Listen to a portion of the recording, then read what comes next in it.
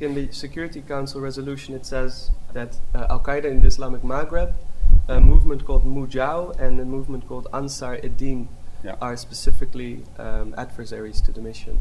Could you tell us something about these organizations?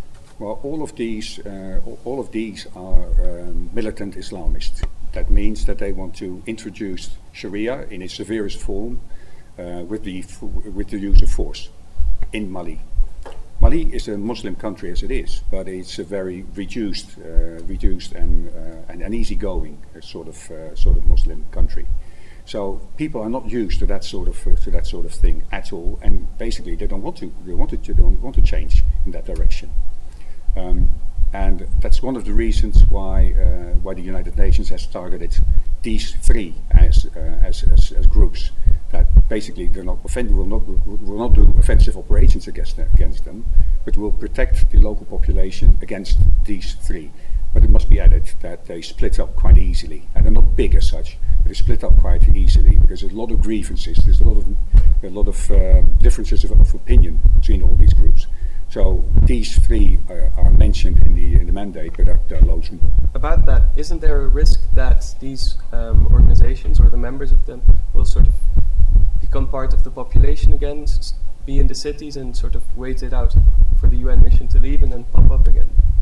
Well, the chance is always there, but now you're referring to something that was quite common in the case of Afghanistan, where people were all rather similar in looks.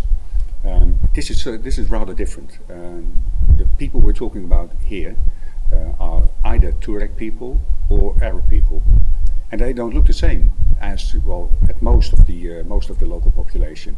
So I'm not going to say that we're going to pick them out quite easily, but we are going to get some help from the local population. But basically, they're not very well liked, and so basically changing position and migrating within the local population will be slightly difficult for them.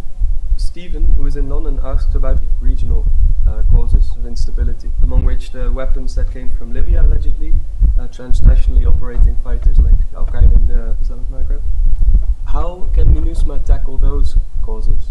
Well, I'm in the military part of MINUSMA, which is limited to the territory of Mali. However, the SRSG, the special representative of the Secretary General, Mr. Koenders, he has in the mandate the obligation even to coordinate with other nations and also with other UN organizations in the region. But doesn't that complicate the military effort as well? That maybe the rebels can just hide behind the border and strike from there? You're absolutely right. Of course, that complicates things, but that's basically the reason why we're there. If it was easy, they would have asked us.